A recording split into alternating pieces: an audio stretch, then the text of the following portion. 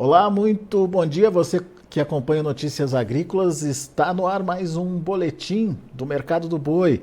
Esse mercado que começou o ano sustentado, está patinando agora nessa segunda quinzena de janeiro, mas o que a gente pode esperar em termos de preços, em termos de comercialização, em termos de equilíbrio entre oferta e demanda? E principalmente como o produtor participa desse cenário. A gente vai conversar agora com Alcides Torres, lá da Scott Consultoria. Seu Alcides já está aqui no vídeo com a gente. Seja bem-vindo, meu caro. Muito obrigado por estar aqui com a gente mais uma vez, nos ajudar a entender toda essa dinâmica de formação de preços. Um mercado que está meio sem movimento, seu Alcides. O que está acontecendo aí? Veio numa estagnação aí desde o ano passado. Parece que agora está dando uma patinada, mas o que a gente pode esperar daqui para frente? Seja bem-vindo. Muito obrigado, Alexander. Na verdade, o mercado ele está estável, tá? Nessas primeiras 3 semanas de janeiro não mudou nada, o que por um lado é bom, pelo menos você não teve nenhum afundamento de preço, tá? Não teve nenhuma alta, mas também não teve nenhuma baixa, tá? Normalmente em janeiro o consumo é mais comedido, né? Em função das férias escolares e a maioria das pessoas tira janeiro para passear, né, com os filhos. Então nós acreditamos que o mercado, a intensidade de negócio só muda a partir de fevereiro. Lembrando que em fevereiro a gente tem carnaval, né? Tem até um sambinha que fala isso, né? Acho que é do Jorge Ben. Mas o mercado está preços estáveis para o boi, para a vaca e para a novilha gorda. Agora, seu Alcides, essa estabilidade se deu, como o senhor lembrou, a demanda é fraca, mas por conta de uma oferta que também não foi lá grandes coisas, né? Os frigoríficos conseguiram alongar as escalas, mas não dá para dizer que são escalas formidáveis aí, né? O que a gente pode esperar da oferta a partir de agora de fevereiro? É isso aí mesmo. Você tem escala, mas não são escalas fabulosas, não, nem escalas plenas, tá? Tem escala para 5 dias, escala para 10 dias, mas é com carga incompleta e com muita ociosidade no abate, tá? A gente teve pouca oferta de gado também e pouco comprador interessado, então está equilibrado.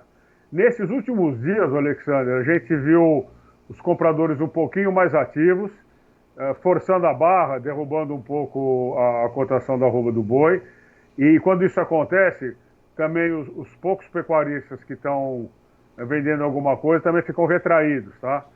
Porque, por exemplo, em São Paulo, o que estava na cabeça do pecuarista era boi a 245, de repente o cara oferece 240, e aí o cara fala, bom, então eu vou esperar mais um pouquinho para ver o que eu faço, tá? Então o mercado ainda está sendo testado, tanto pelos vendedores como pelos compradores. Mas qual é a possibilidade de se incrementar um novo patamar de preço, na sua opinião, seu Alcides? Olha, aumento de preço, pelo menos, sabe que adivinhar preço é uma coisa impossível, mas a expectativa, vamos dizer assim, o mercado de maneira geral não acredita em grandes alavancagens na cotação da arroba do boi gordo, mesmo porque ainda a gente está num ciclo de baixa de preço, né, Alexandre? Então, eu não acredito, pelo menos até depois do carnaval, que o quadro de preços mude para o pecuarista. Mas, seu Alcides, vamos tomar como base esse número, esse valor de 240 até 250, enfim, negócios que a gente viu acontecer ao longo dessas primeiras 3 semanas de janeiro. É um bom preço? Dá para considerar um bom preço hoje para o pecuarista? Bom, se você estiver falando com respeito à cotação de setembro de 2023, está bem melhor, né? A gente teve, considerando a Praça de São Paulo, a arroba do boi gordo sendo comercializada a R$190. Uhum. E hoje ela está R$240, R$250, aí, como você disse, tá? Nesse nível, com os custos vigentes, o negócio é viável, tá? E é justamente por isso que parou por aí, tá? tá dando para rolar. Agora, o custo vai mudar, não vai mudar? A gente tem um quadro preocupante com relação à produção de grãos, mas apesar disso, derreteu a cotação da soja, né, do milho, etc. Então a gente tem uma perspectiva de custos menores esse ano, tá? Se bem que os bovinos de reposição que compõem o custo, eles estão acompanhando essa oscilação do boi gordo. Ainda dá tempo de repor o rebanho, mas o melhor momento passou e aconteceu o ano passado. Essa relação de troca ainda está favorável? Mesmo... Sim, favorável porque a tendência, vamos dizer, a gente está desenhando um cenário de estabilidade, tá? A gente deve ter ainda uma depressão de preço. Isso tudo que eu estou falando vale só para hoje, tá? Porque o mercado tem a sua volatilidade grande ultimamente. Então a gente está em plena estação de monta, vai ter um descarte de fêmea intensificado ali para maio, abril, e aí você tem no segundo semestre alta de preço. Então, considerando essa possível elevação da cotação da arroba do boi gordo no segundo semestre, é melhor fazer posição hoje, né, Alexandre? Não, só entendendo, não tem perspectiva então de melhora de preço para pelo menos agora nesse primeiro semestre, Alcides? Fica para o segundo semestre? Eu acho que sim, tá? Porque não tem nenhum fato novo que leve a uma escassez de oferta e nenhum fato novo que leve ao aumento do poder aquisitivo da população no mercado interno, tá? A exportação, nós acreditamos que a gente deva ter um ano bom, mas a gente também, no caso da exportação, a gente está já diante de outro cenário, tá? Há 2, 3 anos a cotação da arroba para o boi China estava $6.000, $6.500, hoje está em torno de $4.500, $4.600, tá? Esse é o quadro vigente, tá? E a exportação está indo muito bem nesses 20, 25 dias aí de janeiro. A gente está batendo recorde de exportação, o volume está muito forte e em função disso o faturamento dos exportadores aumentou, tá? Embora a cotação da tonelada de carne exportado esteja menor. O que faz o senhor acreditar que o segundo semestre vai ser diferente? É porque é entre safra do capim, né, o Alexandre?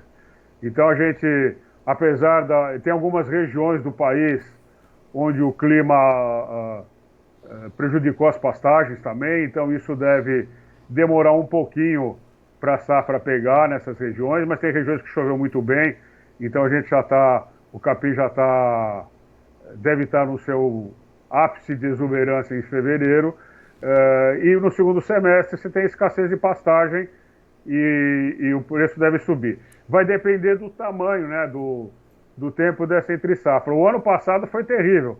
A safra foi até setembro. Tá? É verdade. E com os próprios frigoríficos se preparando para ela, né, Alcides? Uma mudança um pouquinho daquele cenário tradicional que a gente costuma ver, né? Olha, 2023 foi um ano inusitado, tá? Nem os compradores de boi acreditavam que a oferta seria tão grande, tá? O mercado interno foi incapaz de absorver toda a produção. A gente teve problema até de câmara fria. Câmaras frias lotadas, pessoal alugando container refrigerado para guardar carne. E aí o preço afundou de vez, né? Foi lá para as profundezas abissais. Isso não deve acontecer esse ano, tá? A gente ainda vai ter oferta de fêmea tudo, mas eu acredito, né? Espero estar certo, que o pior com relação à cotação da arroba do boi ficou para trás, tá? Mas ainda não é um ano de escassez de oferta, não. Essa reação ela viria mais em função de uma redução da oferta do que propriamente de um avanço de demanda, então, no segundo semestre? Eu acredito que sim, porque leva tempo, vamos dizer assim, qualquer tipo... Foi anunciado agora aí um crédito de 300 bilhões aí para a indústria, isso significa mais emprego, mais distribuição de renda, etc. Mas a turma da indústria já está falando que isso é muito pouco, tá? Então, quer dizer, se todos esses planos, que são planos, né? Se todos esses planos e projetos tiverem sucesso, aí sim você tem uma melhoria no consumo de carne bovina, né? Melhorando um pouquinho que seja a renda do brasileiro, o consumo de carne bovina melhora, viu, Alexandre? Então, né? se esses planos resultarem em sucesso, aí sim você tem um aumento do consumo interno. Mas o fundamental é o aumento do consumo interno, né, Salsides? Mesmo com a expectativa de uma exportação melhor, os preços não estão ajudando e tudo indica que a gente não vai ver mais aquele boi China diferenciado, né? Não, a China vai continuar sendo, como né, muito importante para a agropecuária brasileira. Ela é uma grande importadora de alimentos e o Brasil é um grande produtor de alimentos. Então, a gente literalmente juntou a fome com a vontade de comer aí, tá? Então, a gente produz comida e eles estão consumindo essa comida. Não só os chineses, mas todo o planeta, que os chineses compram em grande escala, tá? Então, eles estão comprando muita carne de boi, de frango, de suíno, comprando milho, farelos, etc. E isso tudo significa desenvolvimento no interior do Brasil, tá? Mas a gente não deve ter aqueles preços fabulosos, não. A China continua importante, porque ela consome grande quantidade do que a gente produz. Imagina se a China não parasse de comprar do Brasil, o que fazer com essa produção brasileira, né? E o que a gente exporta, no caso da carne bovina, é 20% do que a gente produz, é 1/5, tá? Então o mercado interno, como você diz, é muito importante, tá? Aliás, o Brasil só consegue ser grande exportador porque nós criamos um mercado, o mercado interno do Brasil é muito forte. E é por isso que a gente consegue exportar os excedentes. Agora, já dá para falar em virada de ciclo já a partir do segundo semestre, Alcides? Olha, fazendo uma retrospectiva, né, dos acontecimentos passados e projetando os fatos passados no futuro, sim, a gente pode esperar já no final desse ano uma mudança de tendência, tá? Mas uma virada plena do ciclo somente em 2026, tá? Mas em 2025 a gente já deve ter um cenário melhor do que a gente teve em 2023 e melhor do que em 2024. Menos descarte de fêmea, menor oferta de animais, enfim, no final das contas, preço melhorando. É isso aí. Por isso, a pergunta que você fez, por isso que é tão importante você fazer uma reposição do rebanho agora, porque imaginamos, né, isso tudo precisa acontecer, é que hoje a arroba estará muito mais barata do que daqui 1 ano e meio, 2, tá? E se eu me preparar agora com uma arroba com um custo menor, eu certamente vou ter um lucro maior lá na frente na hora de vender essa minha boiada, ou vender as minhas novilhas, ou vender os meus produtos como bezerro, boi magro, garrote, etc. Tá? Então, voltando na sua pergunta, é por isso que hoje ainda dá tempo, tá? É hora de fazer aquela gordurinha ali para queimar lá adiante, né, seu Alcides? É fácil falar, precisa ver se o pecuarista tem dinheiro para fazer isso agora, né? Isso é verdade, isso é verdade. Não tem dinheiro nem para o investimento, né, que é tão necessário aí para manter a atividade, imagina, enfim, vamos esperar para ver. Mas tomara que exista, sim, uma melhora nas condições aí para o produtor e vamos torcer para que, no final das contas, é o que sobra no bolso que é importante, né, seu Alcides? Sim. Não, e é o seguinte, Alexandre, o ato de você segurar uma fêmea para ela produzir um bezerro é um investimento. Sim. Entendeu? Então, quer dizer, a própria atividade, ela exige investimento perene, né? Não é eu invisto hoje, amanhã eu não invisto. O que acontece é um desinvestimento, que aí a coisa começa a degringolar, mas o ato de segurar a matriz para produzir bezerro já é um tremendo investimento dos profissionais dessa área aí, viu, Alexandre? É isso. Seu Alcides, para a gente terminar, o seu recado para o pecuarista, ou o seu conselho, enfim, o que fazer diante dessa expectativa para esse ano? Bom, a gente imagina um mercado mais tranquilo, né? E tudo tem prós e contras, né? No mercado mais tranquilo, você precisa aprimorar melhor os custos para que a margem seja visível e dentro dessa margem você aproveitar os melhores momentos, tanto para aquisição de insumo como para as vendas. Então, no caso de milho, abrir uma janela de oportunidade e faz posição. Se você acha que vai cair mais, vai comprando devagar para fazer preço médio caindo. E se você acha que vai subir, aí compra de uma vez e sai do risco. Esse seria um conselho clássico, digamos assim. Boa. Alcides Torres, Scott Consultoria, aqui com a gente no Notícias Agrícolas. Muito obrigado, seu Alcides, mais uma vez pela disponibilidade de estar aqui com a gente discutindo esse mercado tão importante que é o mercado do boi. Volte sempre. Muito obrigado, Alexander. Bom trabalho, boa saúde para todos. Valeu, um abraço, até a próxima. Tá aí Alcides Torres, Scott Consultoria, traçando cenários importantes aí sobre o mercado do boi, as perspectivas, preços, enfim.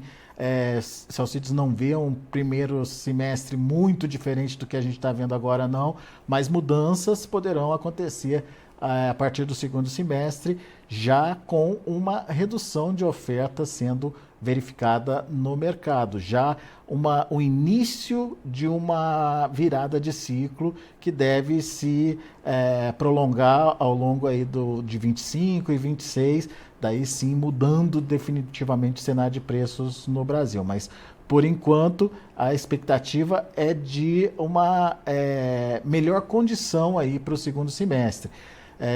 Uma oferta menor, vamos esperar que a demanda interna também reaja de alguma forma, expectativas em relação à melhora da economia, geração de emprego, enfim, existe, e principalmente aí com relação às exportações, continuando a enxugar esse mercado. Talvez não seja a China o grande motivador de uma virada de preço, como foi no passado, porque o problema agora é a precificação no mercado internacional. A China não está pagando mais aquele valor que pagava antigamente e isso está tirando aí o ágio, tal do boi China, né? O ágio pago pelo boi China, que a gente viu acontecer no mercado em anos atrás. Mas, desculpe, a China continua aí como um importante participante do mercado brasileiro, ajudando a enxugar a oferta interna. Deixa eu passar para vocês os preços, as negociações lá na B3, Mercado Futuro em São Paulo, de olho na tela. Janeiro, R$ 246,15, queda de 0,22%. Fevereiro, R$ 239,35, queda de 0,27%. Para março, R$ 235,30, recuando 0,28%. Abril, R$ 232,50, caindo 0,77%. Fevereiro já perdeu ali o patamar dos 240. A partir de fevereiro a gente não vê mais nenhum dos contratos trabalhando nesse nível. Mas o indicador CPEA está firme ali acima dos 240, próximo inclusive dos 250, olha ali. Fechou ontem a 249,10 com queda de 0,2%. São os números do mercado do boi, a gente vai ficando por aqui. Agradeço a sua atenção, a sua audiência. Notícias agrícolas, informação agro-relevante e conectada.